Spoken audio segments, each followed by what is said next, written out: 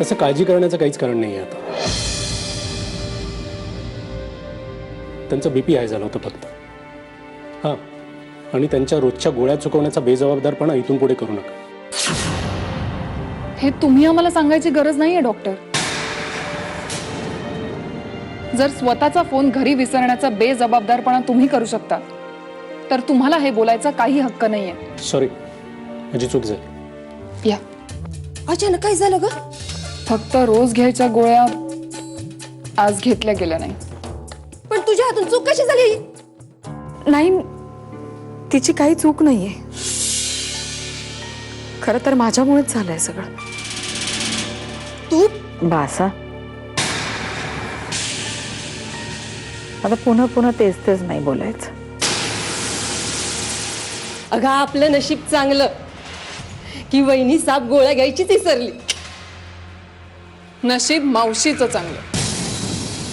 आत्या, मजा तर तेव्हा आली असती जर मावशीनी गोळ्या घेतल्या असत्या. वाचली म्हणजे. म्हणजे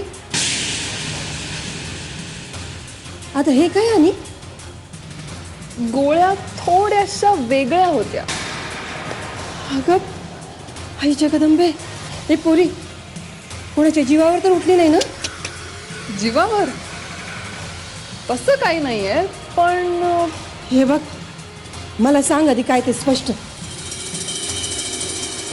आत्या, जर मी प्रेमात जीव देऊ शकते तर जीव घेऊही शकते. आई, खूप थकलात तुम्ही, खूप त्रासही झालाय तुम्हाला. मी पाय चेपून देऊ का तुमचे? मी अगं ए बाळा, म्हणजे रे नको दाबस. अहो आई, असं काय करताय? करू द्या ना. मी अगं अगं बाई, तू मुधोळकरांची सून आहेस, माझ्या सत्यजितची बायको. तू पाय नाही चेपायचे कोणाचं.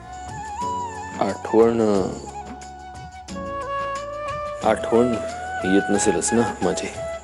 तसं नाही. नाही नाही नाही म्हणजे येते. नाही असं नाही. ठेवतो मी. Good night.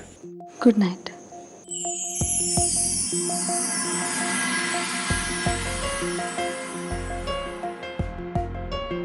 ठेव आता.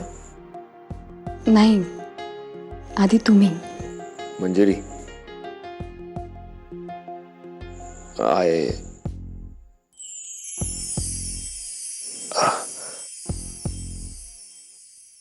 Sweet dream. Good night. Bye bye.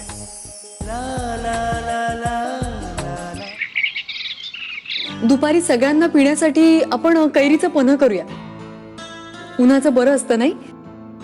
एक कैरीचं पन्ह नको ग. आंब्याचं सीझन चालू ना, त्यापेक्षा सरळ आंब्याच्या पेट्या मागवा आणि आमरस करा. हा, बघितलं, प्रिया आली आणि सगळं काही मार्गी लागलं. आणि आता काय उरलंय? काही राहिलंय अजून?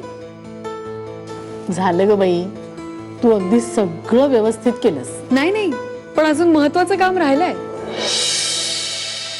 काय?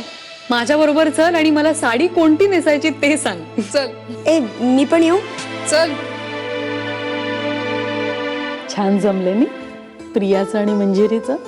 असं जमलंय बरं, पण तू त्यांच्याकडे लक्ष देऊ नकोस. तू नेत्राकडे बघ. तिचं काय आता नवीन? तेच, तिचं काय?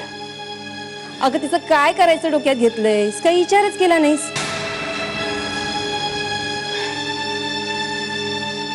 विचार करतेय मी, पण सुचत नाहीये काय करावं.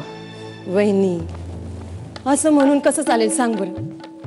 एकतर इतक्या वर्षानं मुधोळकरांच्या घरात कार्यक्रम ठरला आणि नेमकी याच वेळेला ती मुलगी येऊन टपकली. आता लोकांनी विचारलं की ही पोरगी कोण, तर आपण काय करणार ग?